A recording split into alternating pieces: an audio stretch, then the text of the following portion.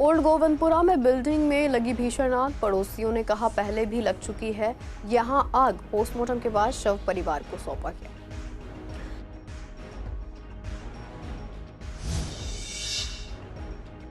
दिल्ली में कांवड़ियों के स्वागत की भव्य तैयारी। विधायक ने कहा कांवड़ यात्रा का स्वागत होगा कुंभ जैसी भव्यता से। सीएम रेखा गुप्ता 20 जुलाई को करेंगी कांवड़ियों का स्वागत। लकड़ी बीनने गए परिवार की बच्ची खेलते खेलते गिरी नाले में। एक युवक ने जान पर खेलकर बच्ची को नाले से निकाला बाहर। लोगों ने प्रशासन से नाले ढकने और सही रखरखाव की मांग की। गाजीपुर डिपो में बस कंडक्टरों की हड़ताल जारी। कंडक्टरों को 3 महीने से नहीं मिला वेतन। कंडक्टरों ने कहा मांगे पूरी होने तक जारी रहेगी हड़ताल।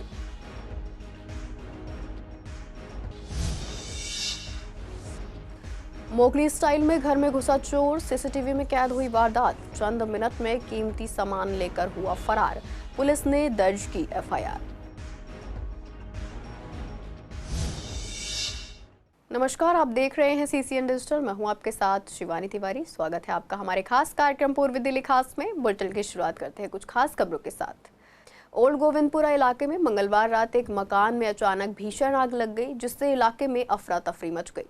इसी को लेकर संवाददाता ने जब मौके का जायजा लिया तो स्थानीय लोगों ने बताया ये आग करीब रात 8:30 बजे लगी और करीब 11 बजे बुझाई गई, लेकिन कुछ घंटे बाद रात 3:15 बजे फिर से आग भड़क उठी।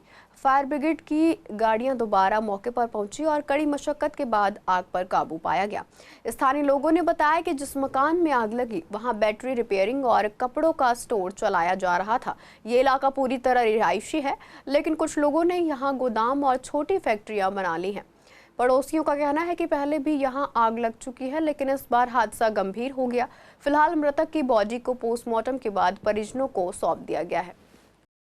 घर से उतर के आया तो यहाँ पे बहुत ज़्यादा आग लग चुकी थी। बैटरीज है शायद अंदर, तो बैटरीज फट के बाहर आ रही थी और 2 लोग यहाँ पे ये जो विंडो है यहाँ से लटक रहे थे, तो इन लोगों को हमने कुदवा दिया था ताकि वो रेस्क्यू हो पाए। और अंदर 3 लोग थे जो स्मोक की वजह से अनकॉन्शियस हो गए थे और वो उन लोगों को फायर ब्रिगेड ने आके रेस्क्यू करा था। बस यही था। हाँ, 3 बंदे बाहर कटे जी, 2 बंदे मरने की सूचना मिली है। एक बताया जा रहा है रात को दोबारा आग लगी। दोबारा सवेरे 3 बजे आके दोबारा लगी। इन्होंने घर को फैक्ट्री के रूप में बनाया हुआ था, तो यहाँ पे कपड़े का काम, बैटरी बनाने का काम, बहुत सारे छोटे मोटे काम किए जाते थे। एंड मेजर प्रॉब्लम ये है कि यहाँ इस घर में कोई वेंटिलेशन नहीं है। तो जैसे कि पता चला कि इतने सामान की वजह से कोई वेंटिलेशन नहीं था, तो वो लोग भाग ही नहीं पाए। उनको रेस्क्यू करना भी बड़ा मुश्किल हो रहा था।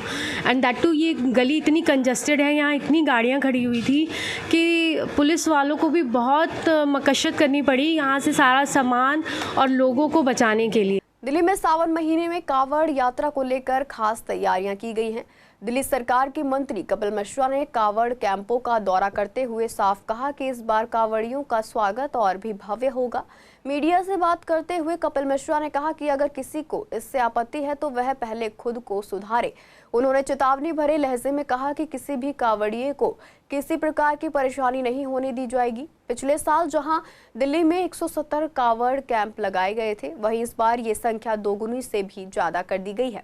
कपिल मिश्रा ने जानकारी दी है कि इस साल दिल्ली में 374 कांवड़ सेवा कैंप लगाए जा रहे हैं ताकि कांवड़ियों को हर जरूरी सुविधा दी जा सके। उन्होंने खुद को दिल्ली सरकार का हनुमंत बताते हुए कहा कि वह पूरी जिम्मेदारी से व्यवस्थाओं को बेहतर बनाने में जुटे हैं। इस मौके पर शाहदरा से विधायक संजय गोयल भी मौजूद रहे। उन्होंने कहा कि इस बार दिल्ली में कांवड़ यात्रा का स्वागत कुंभ मेले जैसी भव्यता से होगा। उन्होंने बताया कि दिल्ली के कई प्रमुख मार्गों और स्वागत द्वारों को विशेष तौर पर सजाया जा रहा है। 20 जुलाई को दिल्ली की सीएम रेखा गुप्ता खुद स्वागत द्वार पर पहुंचकर कांवड़ियों का स्वागत करेंगी। दिल्ली सरकार का दावा है कि पानी, चिकित्सा और ठहरने की पूरी व्यवस्था की गई है ताकि कांवड़ियों को किसी तरह की परेशानी ना हो। कांवड़ सेवा समितियों और पुलिस प्रशासन को भी अलर्ट रखा गया है ताकि श्रद्धालुओं की यात्रा सुगम और सुरक्षित बनी रहे। मुख्यमंत्री जी के निर्देश के अनुसार मैं इंस्पेक्ट करने आया हूँ। एक चीज़ जो पहली बार हो रही है दिल्ली में, वो इस प्रकार के जो भव्य स्वागत द्वार दिल्ली में बनाए जा रहे हैं। ऐसे स्वागत द्वार महाकुंभ में लगे थे, हम सब ने देखा महाकुंभ में इस प्रकार के भव्य द्वार लगाए गए थे। महाकुंभ में जो लोग गए थे, ठीक उसी प्रकार के बड़े बड़े भव्य स्वागत द्वार दिल्ली में 17 जगहों पर लगाए गए हैं। इन स्वागत द्वारों के नाम 12 ज्योतिर्लिंगों के नाम पर रखे गए हैं और बाकी सब भी भगवान भोलेनाथ के नाम पर आधारित स्वागत द्वार लगाए गए हैं। यहाँ पर हम अप्सरा बॉर्डर में खड़े हैं, यहाँ पे महादेव द्वार नाम से ये द्वार लगाया गया है। इसके अलावा आप देख ही रहे हैं दिल्ली कांवड़ के लिए तैयार है, दिल्ली सरकार भी तैयार है। कांवड़ों के शिविर लगभग सब जगह पर फाइनल स्टेज में है। कुछ कांवड़ यात्री आने भी शुरू हो चुके हैं और 20 तारीख को मुख्यमंत्री महोदया स्वयं भोले भक्तों का, कांवड़ियों का भव्य स्वागत दिल्ली के बॉर्डर पर करेंगे। दिल्ली सरकार द्वारा व्यवस्था की गई है कांवड़ियों के स्वागत के लिए। पहली बार स्वागत द्वार पूरी दिल्ली में बन रहे हैं और साथ साथ में जो व्यवस्थाएं की जा रही हैं आप स्वयं देख सकते हैं कि कितनी भव्य स्वागत के लिए हम सब तैयार है। और माननीय मुख्यमंत्री जी स्वयं यहाँ रहने वाली है। सनातन संस्कृति को आगे लेके चलने वाली सरकार रहती तो सबको लेके चलती है साथ में, लेकिन फिर भी क्योंकि जो कुछ ऐसे विरोधी सरकारें रहती थी पहले जो सनातन संस्कृति को पीछे रखती थी, और एक इसलिए उनको भी एक संदेश है कि भारत जो है, हिंदुस्तान जो है, सबको साथ लेके चलने वाला दिखता है। पूर्वी दिल्ली के शिवम एन्क्लेव में नाले के खुले ढक्कन की वजह से बड़ा हादसा होते होते बच गया। दरअसल नाले की सफाई के बाद अक्सर प्रशासन इन्हें या तो खुला छोड़ देता है या फिर कुछ स्लैब लगाकर खानापूर्ति कर देता है, जिसका नतीजा लोगों को भुगतना पड़ता है। हाल ही में शिवम एन्क्लेव के पास खुले नाले में लकड़ी बीनने गई एक महिला की 2 साल की बच्ची खेलते खेलते अचानक उसमें गिर गई। बच्ची की मां ने बताया कि परिवार के ज्यादातर लोग महिलाएं थी जो घबराकर बस मदद के लिए चिल्ला रही थी, लेकिन कोई भी उस गहरे नाले में कूदने की हिम्मत नहीं जुटा पाई। इस दौरान पास से गुजर रहे एक शख्स ने, जो ड्राइविंग स्कूल चलाते हैं, बहादुरी दिखाते हुए करीब 10 फीट गहरे नाले में छलांग लगाई और बच्ची को सही सलामत बाहर निकाला।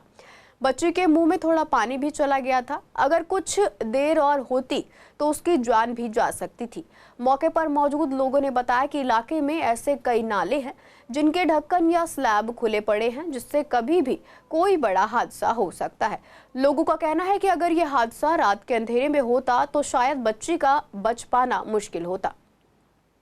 ऐसे में लोगों ने प्रशासन से अपील की है कि नालों की सफाई के बाद इन्हें खुला ना छोड़ा जाए और हर जगह मजबूत स्लैब लगाकर सही तरीके से ढका जाए ताकि कोई हादसा ना हो। आए थे लकड़ तोड़ने के लिए, तो रोटी बनाने का नहीं था इसलिए आए थे। तुमने बांधने लगाई, वही डोरी उठा के खेलने लगी, इसमें मैंने ध्यान नहीं किया, बस गिर गई नाले में। कितने साल की बच्ची? 2 साल की है।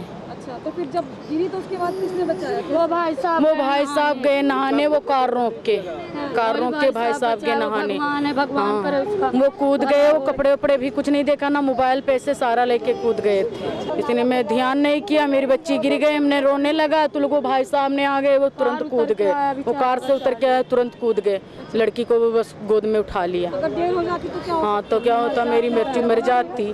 बच्चा वो नहीं निकालते भाई साहब, तब पता नहीं क्या हो जाता। भगवान तो ऊपर वाला बहता तब ले तो बच्चा अंदर चला जाता, तब हम निकाल पाते, इसमें में से नहीं निकाल पाते बच्चे। तत्काल अगर ये बच्चिया को नहीं पकड़ते हैं तो ये बच्चिया नहीं मिलती। वो गाड़ी देखिए खड़ी पड़ी है और वो आकर के एकदम ये न देखे कि मतलब मोबाइल है क्या है नहीं है, एकदम से कूद पड़े। जी बिल्कुल, देखिए सब खुला पड़ा है, यहाँ भी सारे खुले पड़े हैं एकदम। ये है गलत हिसाब। काफ़ी सारी घटनाएं ऐसी होती हैं कि बच्चे गिर जाते हैं नाले में, कई बार जानवर गिर जाता है नाले में, वो बचा नहीं पाते। लेकिन वो तो शुक्र करूंगा मैं इन भाई साहब का कि वो उन्होंने गाड़ी छोड़ के कुछ ना देखते वो तुरंत आके नाले में कूद गए और नाले में कूद के उन्होंने बच्ची को बचा लिया।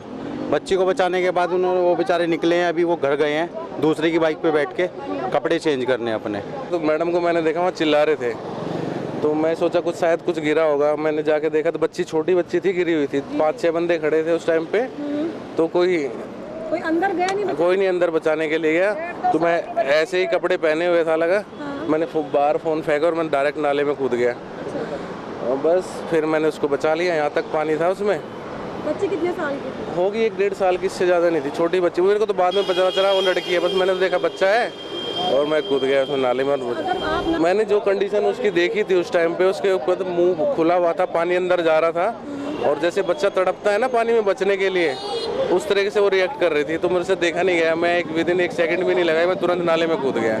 वो मैंने बच्चे को उठाया तो उसके पेट में शायद पानी गया होगा, तो फिर बाहर बच्चे खड़े थे उनको निकाला। जब मैं निकाला तो कमर वमर भी छिल गई, पूरा उसमें गंदा हो रखा था। पूर्वी दिल्ली के गाजीपुर डिपो में बस कंडक्टरों की हड़ताल जारी है। हमारे संवाददाता ने जब कंडक्टरों से बात की तो उन्होंने बताया कि उन्हें पिछले 3 महीनों से वेतन नहीं मिला है, इसी वजह से वे मजबूरी में हड़ताल कर रहे हैं। कंडक्टरों ने साफ कहा है कि जब तक उनकी मांगें पूरी नहीं होती वे काम पर नहीं लौटेंगे। उनका कहना है कि वे रोज मेहनत करते हैं लेकिन समय पर सैलरी नहीं मिलती, जिससे घर चलाना मुश्किल हो गया है। यात्रियों को परेशानी का सामना करना पड़ रहा है। देखिए, मूलभूत कारण है कि हमारी सैलरी नहीं आई है। पिछले 2 मई से ये डिपो चालू हुआ है, उसके बाद से अभी तक किसी भी संवाहक को सैलरी नहीं मिली है। क्या कहते हैं कंपनी वाले, किस तरीके के कब से पेंडिंग चल रही है आपकी सैलरी? जिनसे भी बात की जाती है वो 2 से 3 दिन का टाइम देते हैं और उसके बाद फिर वो बात ही नहीं करते। कितनी दिक्कतें हो रही हैं आप लोगों की? सर, दिक्कतें तो देखो ये सभी को है, क्योंकि यहाँ ज़्यादातर काम करने वाले लोग जो हैं किराए के मकानों पर रहते हैं और अपना घर चलाने के लिए सबको पैसे की जरूरत होती है। 3 महीने सैलरी नहीं आ रही? अभी फ़िलहाल 3 महीने से। अभी आप कौन सी बस मतलब देख रहे हैं और किस बस के आप कंडक्टर हैं? ये नीली वाली बसें खड़ी हैं पीछे की साइड में जी, ये बसें हमारे इलेक्ट्रिक जो बस है? इलेक्ट्रिक बस है। 2 दिन का बोल दिया तो भाई दूसरे भाई से ले लिए 2 दिन में दे देंगे, और पता चला 2 दिन के 5 दिन हो गए हैं। कब तक वो किसी से झूठ बोलेंगे? हमारा तो ऐसे तो किस से बात ख़राब होगी, तो सबसे बड़ी दिक्कत हो रही है। ये हर तरह से बात ख़राब हो रही सब जगह से। सर, अभी मेरी तो डायरेक्ट किसी से बात नहीं हुई, लेकिन जो और मेरे भाइयों ने बात करी है उनको हमेशा यही 2 से 3 दिन का टाइम दिया जाता है, और 2 से 3 दिन बाद मतलब ऐसा लगता है कि हमें भी शायद सैलरी मिल जाएगी। ऐसे ही 2 से 3 दिन 2 दिन कर करके 2 महीने से ज़्यादा टाइम हो गया है, तीसरा महीना भी कंप्लीट होने वाला है। पूर्वी दिल्ली के खिचड़ीपुर इलाके में चोरी की एक चौंकाने वाली वारदात सामने आई है। बीती रात एक चोर मोगली की तरह दीवार फांदकर एक घर में घुस गया और कुछ ही मिनटों में घर से कीमती सामान चुराकर फरार हो गया। परिवार के लोग जब तक कुछ समझ पाते तब तक चोर घर के गेट से बाहर निकल चुका था। सुबह उठने पर घर के सदस्यों को चोरी का पता चला तो इलाके में हड़कंप मच गया। उन्होंने तुरंत पुलिस को सूचना दी। पुलिस ने मौके पर पहुंचकर जांच शुरू कर दी और घर के आसपास लगे सीसीटीवी फुटेज भी खंगाले जा रहे हैं ताकि आरोपी की पहचान की जा सके। पुलिस ने एफआईआर दर्ज कर ली है और इलाके में सर्च ऑपरेशन चला रही है। इस घटना के बाद इलाके के लोगों में दहशत का माहौल है। न्यू अशोकनगर की पुलिस ने एक हत्या के मामले को सुलझाते हुए आरोपी को गिरफ्तार कर लिया है। ये मामला न्यू अशोकनगर के ईडी नॉब इलाके में हुआ, जहां मंजीत नाम के युवक को चाकू मार दिया गया था। गंभीर रूप से घायल मंजीत को एलबीएस अस्पताल ले जाया गया, लेकिन उसकी मौत हो गई। जांच में सामने आया कि आरोपी जगमोहन उर्फ सोनू ने अपनी पत्नी से जुड़े पुराने विवाद के चलते मंजीत से बदला लेने के लिए यह हमला किया। घटना के दिन मंजीत और इसके दोस्त जगमोहन से झगड़ पड़े, जिसके बाद गुस्से में आकर जगमोहन ने मंजीत के सीने में चाकू घोंप दिया और फरार हो गया। पुलिस टीम ने स्थानीय सूचना और छापेमारी के बाद आरोपी को गिरफ्तार कर लिया। पूछताछ में आरोपी ने अपना जुर्म कबूल कर लिया है और हत्या में इस्तेमाल चाकू भी बरामद कर लिया गया है। पूर्वी जिला पुलिस ने जनता से शांति बनाए रखने की अपील की है।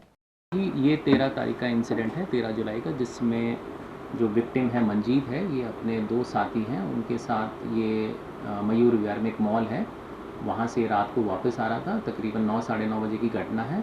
और एक ये झंडे वाला चौक है न्यू अशोकनगर की जुरिस्डिक्शन में, वहाँ पर एक जगमोहन एलिया सोनू है, 26 साल इसकी उम्र है।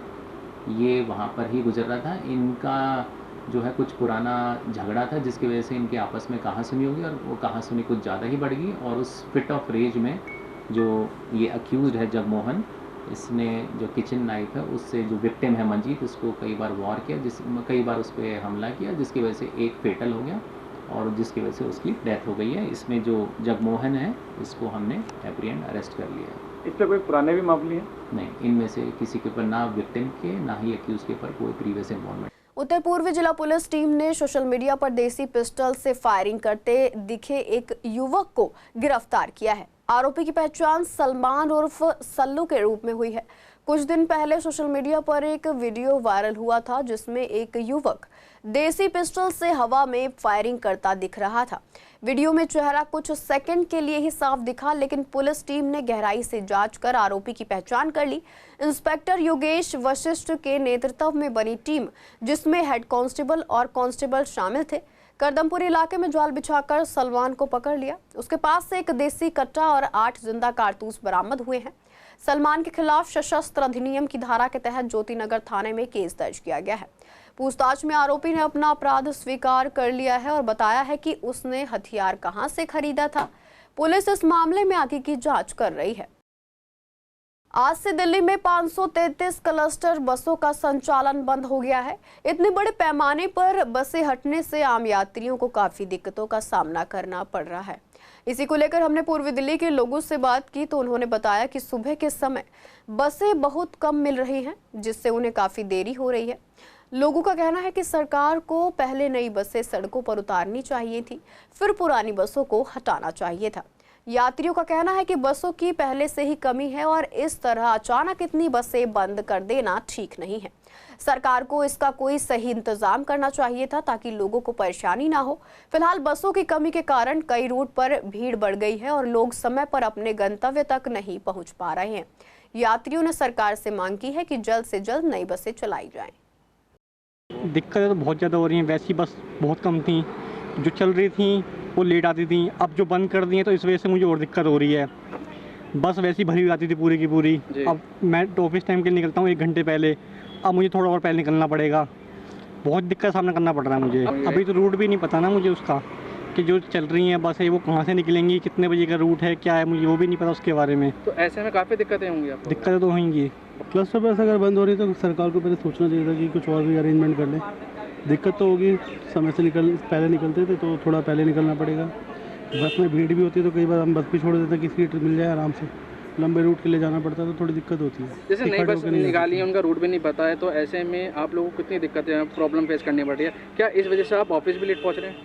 हाँ, ऑफिस लेट हो जाता है। पूर्वी दिल्ली की एंटी नारकोटिक्स टीम ने एक बड़ी सफलता हासिल की है। मोबाइल फोन की तस्करी से जुड़े एक अंतर्राज्यीय गिरोह का भंडाफोड़ करते हुए पुलिस ने 6 आरोपियों को गिरफ्तार किया है। ये गिरोह दिल्ली में झपटमारी कर मोबाइल चुराता था और फिर बांग्लादेश में अवैध रूप से सप्लाई करता था। डीसीपी अभिषेक धानिया ने बताया कि गिरफ्तार आरोपियों की पहचान मोहम्मद रहमान शेख, इमारुल कायूस, गुलबहार, सलमान, शफी अहमद उर्फ टीपू भूपेंद्र के तौर पर हुई है।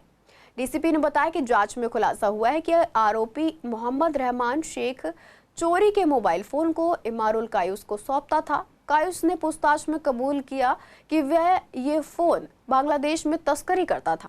उसकी निशानदेही पर मालदा से 20 और मोबाइल फोन बरामद किए गए हैं।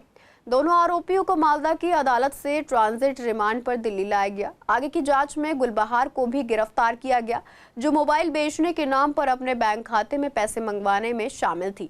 पुलिस अब उसके खातों की जांच कर रही है। काफ़ी एक स्नैचिंग की घटना हुई थी जिसमें एक सिंगल व्यक्ति था जो ब्लैक कलर की स्कूटी थी, उसमें उसने 3 अलग अलग जगह मयूर विहार, पड़पड़गंज और गाज़ीपुर में स्नैचिंग की वारदात की। जब हमने इस पे अपनी लोकल और टेक्निकल सर्वेलेंस की टीम लगाई तो इसमें जो ये व्यक्ति है इसकी फुटेजेस हमें क्लियर आ गई थी। इस पे हमने जो है एएनएस की हमारी टीम है अंडर इंस्पेक्टर अरुण, उसको हमने जिम्मेदारी दी और इस केस के ऊपर फिर हमने पूरी तफ्तीश करना शुरू किया। 2 दिन के अंदर 3 दिन के अंदर हमने इसमें जो ये स्नैचर था सलमान, इसको हमने आइडेंटिफाई कर लिया और फिर इसको एक टेक्निकल और लोकल सर्वेलेंस के थ्रू हमने इसको एप्रीहेंड किया। जब इसको हमने इंटेरोगेट किया तो हमें बहुत ही सरप्राइजिंग इन्फॉर्मेशन मिली, जिसमें ये पता लगा कि ये सलमान जो है ये एक सफ़ी अहमद है, न्यू उस्मानपुर में रहता है, ये 30-33 साल इसकी उम्र है, इसको ये बेचता है। जब हम सैफ़ी तक पहुँचे तो सैफ़ी से हमें पता लगा कि ये जितने भी ये जो स्टोलन, रॉब्ड या स्नैच मोबाइल्स हैं इन सबको पैक करके बॉक्स में एक पर्टिकुलर कुरियर कंपनी है नोएडा में, वहाँ से कहीं भेजता है। मयूर विहार पुलिस टीम ने लगातार हो रही चोरियों के मामले में 2 आदतन अपराधी यासिन और यामीन को गिरफ्तार कर बड़ी सफलता हासिल की है। ये दोनों आरोपी त्रिलोकपुरी इलाके में कई चोरियों में शामिल थे। त्रिलोकपुरी निवासी अतुल यादव ने अपने घर से 2 मोबाइल, नगद 15,000, टीवी और बाकी सामान चोरी की शिकायत दर्ज कराई थी। जांच के दौरान पुलिस ने सीसीटीवी फुटेज और मुखबिरों की मदद से दोनों आरोपियों को गिरफ्तार किया है।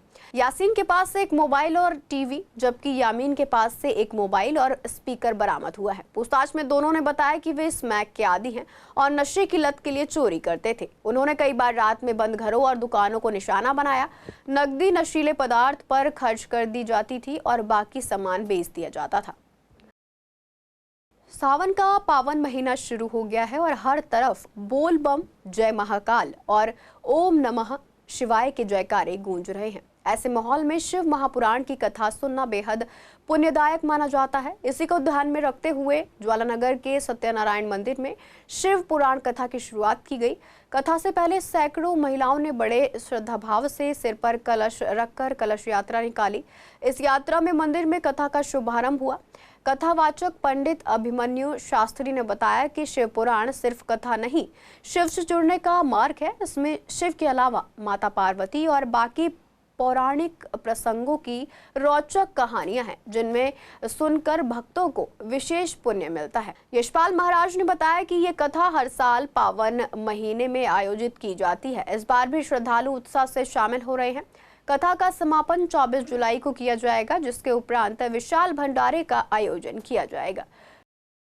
फर्स्ट बार मेरा यहाँ दिल्ली में कलश उठा रही हूँ। मैं बिहार से हूँ। कैसा माहौल कैसा है? बहुत अच्छा है। हर बार आते हैं, त्योहार की तरह बनता है। महाराज जी के साथ चलते हैं, बहुत जने जाते हैं और सारा ही बहुत उत्सव रहता है, बढ़िया एकदम। सब चाहते हैं कि कथा के माध्यम से हम शिव जी के बारे में ज़्यादा जानें, क्योंकि देखो जितना गुरु जी बता सकते हैं, क्योंकि हम कभी कभी कि सावन आया है, शिवरात्रि आई है, तब हम भगवान को ध्या रहे हैं। इनका रोज़ हमसे ज़्यादा पूजा पाठ करते हैं ना पंडित जी, तो उनके माध्यम से हम ज़्यादा जान पाएंगे शिव पुराण के बारे में, थोड़ा पुण्य कमा पाएंगे। जी सहयोग हमारा सिर्फ इतना है कि हम थोड़ा बहुत काम करते हैं। गुरु जी का है, उन्हें सब कुछ संभाला होता है, पर यह है हम जितनी मदद कर सकते हैं यहाँ पे, जितना समय यहाँ पे बिता सकते हैं, हमारे लिए भी अच्छा है, हमारे भी कर्म अच्छे हो रहे हैं, हम भी भगवान की सेवा ही दे रहे हैं एक तरीके से। बहुत प्रसन्नता हर किसी के अंदर, क्योंकि पावन सावन का महीना चल रहा है और आज से श्री सत्यनारायण मंदिर ज्वालानगर शहादरा में शिव महापुराण की कथा आरंभ हो रही है। प्रतिदिन सुबह पार्थिव शिवलिंग बनाए जाएंगे और उनका 1650 से पूजन हुआ करेगा, उनका अभिषेक होगा। क्षेत्र का हर व्यक्ति इसमें आमंत्रित है। आप सभी लोग जो है इस कार्यक्रम में आ सकते हैं। 3 बजे से और 7 बजे तक प्रतिदिन ये कथा चला करेगी। 24 तारीख को भंडारा होगा और विशाल भंडारा होगा, यानी 16 से 24 तक ये आयोजन चलने वाला है। सावन के महीने में शिव महापुराण कथा होती है और शिव महापुराण कथा में भगवान शिव जी की लीला का वर्णन है, उनकी महिमा बताई गई है, कितनी बड़ी महिमा है। भगवान शिव और सती की जो लीलाएं हुई हैं, भगवान शिव और माँ पार्वती के साथ जो लीलाएं की हैं, माँ पार्वती की पूरी कथा इसमें वर्णन आएगी। और शिव महापुराण जो है केवल ग्रंथ नहीं है, हम लोग ये भूल करते हैं, हम उसको केवल ग्रंथ समझते हैं। श्री शिव महापुराण आख्या प्रत्यक्षस्तम महेश्वरा, जो शिव महापुराण है स्वयं भगवान सदा शिव विराजमान है। कलश यात्रा का बड़ा महत्व रहता है। जब हम कलश उठा करके भगवान शिव की पालकी वहाँ पे जाएगी, भगवान शिव के पीछे हम जितने कदम चलते हैं, शिव पुराण के जितने पीछे कदम चलते हैं, उतना हमें पुण्य प्राप्त होता है। और उसके पीछे अगर पीछे चलते हैं हम, उससे आगे निकल जाते हैं, तो उसकी और भी उसके 2 कदम पीछे आना होता है। यानी भगवान जो शिव पुराण है उससे आगे नहीं चलना है, उसके पीछे हमें चलना चाहिए। फिलहाल के लिए पूर्वी दिल्ली खास में इतना ही। ऐसी तमाम अपडेट्स के लिए बने रहिए CCN डिजिटल के साथ।